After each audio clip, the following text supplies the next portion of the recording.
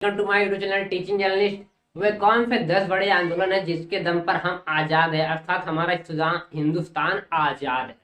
वे हम 10 बड़े आंदोलन के बारे में बात करने जा रहे हैं जिसके दम पर आज हम यहाँ स्वतंत्र रूप से खड़े हैं। आजादी के 10 बड़े आंदोलन जिसके दम पर हम आजाद। नंबर 1 पर हमारा आता है 1857 का, जिसे हम 1857 की क्रांति कहते हैं। 1857 का विद्रोह, प्रथम भारतीय स्वतंत्रता संग्राम। यह यह भारतीय स्वतंत्रता के लिए चलाया गया प्रथम आंदोलन था। 1857 में चलाया गया था और यह आंदोलन 2 वर्षों तक चला। यह अंग्रेजी हुकूमत को यहाँ से हटाने के लिए था, बट बहुत समय लग गया। 1857 से 1945, अर्थात 90 वर्षों के बाद हमारा देश आजाद हुआ। यहाँ से लेकर 90 वर्षों के बाद हमारा देश आजाद हुआ। 1857 की क्रांति को हम प्रथम क्रांति मानते हैं, अर्थात प्रथम आंदोलन मानते हैं, जिसके दम पर हम कुछ न कुछ हद तक आजादी की तरफ बढ़े। उसके बाद दूसरा आंदोलन है हमारा नील विद्रोह, जो कि बंगाल में हुआ 1859 से 60 के बीच में। यह किसानों के लिए था। इसमें किसानों ने 1859 से 1860 में नील विद्रोह करके यहाँ से अंग्रेजी हुकूमत को हटाने की कोशिश की, बट यहाँ पे हम लोग। उसके बाद तीसरा आंदोलन जलियांवाला बाग हत्याकांड, जो कि बहुत ही क्रूरतापूर्वक था भाई। 13 अप्रैल 1919 को जनरल डायर, जो एक चूतिया आदमी था, जनरल डायर, जिसे हम टायर भी कह सकते हैं। जलियांवाला बाग हत्याकांड 13 अप्रैल 1919 की बात है, जब हम लोग जलियांवाला बाग में प्रोटेस्ट कर रहे थे ब्रिटिश हुकूमत को हटाने के लिए। तब इस टायर अर्थात डायर ने भारतीयों के ऊपर, वहां पर प्रोटेस्ट कर रहे लोगों के ऊपर अंधाधुंध गोलियां चलाने का आदेश दे दिया। यह हमारा तीसरा वाला था जलियांवाला बाग हत्याकांड, जो कि बहुत भाई निर्मम था। आप सोचेंगे तो आपका खून खौल उठेगा यदि आप देश के सच्चे सपूत होंगे। तीसरा वाला हमारा है चौरी चौरा कांड, 1 फरवरी 1922 की बात है। जब यहाँ जो एक गुप्तेश्वर सिंह है, चौरी चौरा कांड एक थाने का नाम है, जो कि चौरी चौरा कांड स्थान में पड़ता है, जिसे चौरी चौरा कांड एक थाने का नाम है, जिसका मुख्य मतलब थानेदार यही था, गुप्तेश्वर सिंह। इसने जो है वहां पर कुछ किसानों को पकड़कर जेल में बंद करके बेरहमी से पीट रहा था। तब वहां पर उपस्थित कुछ लोग जो भारत माता मतलब जो आजादी के लिए लड़ रहे थे, उन्होंने इसको, कहा गया इसको, अर्थात चौरी चौरा जो थाना था, उस थाने को ही वहां के किसानों ने फूंक दिया। वहां के किसानों ने चौरी चौरा थाने को फूंक दिया, जिसमें 23 पुलिसकर्मियों की निर्मम मौत हो गई। 23 पुलिसकर्मियों की निर्मम मौत हो गई। चौरी चौरा कांड चौरी चौरा थाने में बात है। इसकी 1 फरवरी 1922 की बात है। गुप्तेश्वर सिंह जो था यह थानेदार था चौरी चौरा थाने का। भाई जब कोई किसी को पीड़ित करेगा तो उसका हम लोग जवाब तो देंगे ही। चलिए अगले बात की बात करते हैं। असहयोग आंदोलन सितंबर 1920 फरवरी 1922 की बात है।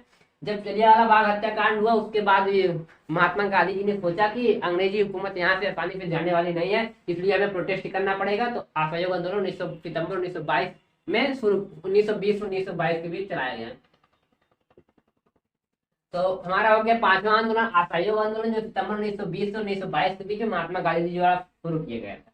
6वां हमारा है सविनय अवज्ञा आंदोलन, जो कि 1930 में शुरू गया था। या सविनय अवज्ञा आंदोलन जो कि 1930 में शुरू किया गया था, इसका मुख्य उद्देश्य था ब्रिटिश हुकूमत को झुकाना।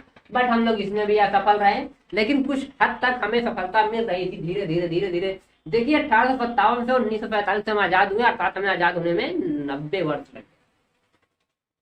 6वां हमारा सविनय अवज्ञा आंदोलन था, 1930 ब्रिटिश सरकार को झुकाने के लिए। उसके बाद 7वां जो था पूर्ण स्वराज की मांग। 1929 में हम लाहौर अधिवेशन में पूर्ण स्वराज की मांग की गई, अर्थात भारत को स्वतंत्र किया जाए। 1929 में लाहौर अधिवेशन में, यहाँ जो कि पूर्ण स्वराज की मांग 1929 लाहौर अधिवेशन में किया गया। उसके बाद हमारा 8वां है दांडी मार्च, नमक सत्याग्रह। दांडी मार्च को हम लोग नमक सत्याग्रह के नाम से भी जानते हैं। दांडी मार्च 12 मार्च 1930 को शुरू किया गया था। यह एक पैदल मार्च था, जिसमें 24 दिन पैदल चला गया। नमक सत्याग्रह दांडी मार्च 8वां हमारा। दांडी मार्च नमक सत्याग्रह 12 मार्च 1930, 24 दिन पैदल। महात्मा गांधी 24 दिन पैदल चले थे। उसके बाद नमक, शायद नमक से कुछ संबंधित है। अगले यदि आप चाहेंगे तो मैं हर एक टॉपिक पर टोटली वीडियो बना दूंगा। उसके बाद हमारा है 9वां आजाद हिंद फौज। सुभाष चंद्र बोस ने, यहाँ मैंने आर्मी लिखी है, अर्थात इसका मतलब है सुभाष चंद्र बोस ने 1942 में आजाद हिंद फौज की स्थापना की और उन्होंने भारत के अंदर के जो वीर सपूत है उनको एकत्रित करके एक आर्मी अर्थात एक सेना की तैयारी की, जिसे उन्होंने आजाद हिंद फौज नाम दिया। 1942 से सुभाष चंद्र बोस के द्वारा इसका संगठन किया गया था। यह भी एक बहुत ही महत्वपूर्ण था आजादी के आजादी के लिए यह बहुत ही महत्वपूर्ण था, आजाद हिंद फौज 1942।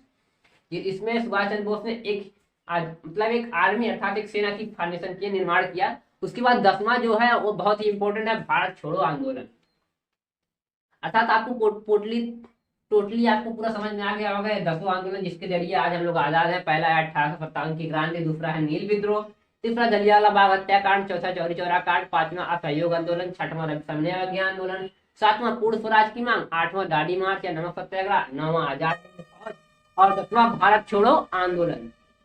वीडियो कैसा लगा? वीडियो अच्छा लगा तो वीडियो को लाइक एंड चैनल को सब्सक्राइब करिए। आप इसे स्क्रीनशॉट लेकर समझ सकते हैं कब से कब क्या हुआ। जैसे 1 फरवरी 1922 को चौरी चौरा कांड हुआ, आप टोटली समझ सकते हैं। वीडियो अच्छा लगा वीडियो को लाइक एंड चैनल को सब्सक्राइब करें। मिलते हैं किसी नेक्स्ट वीडियो में।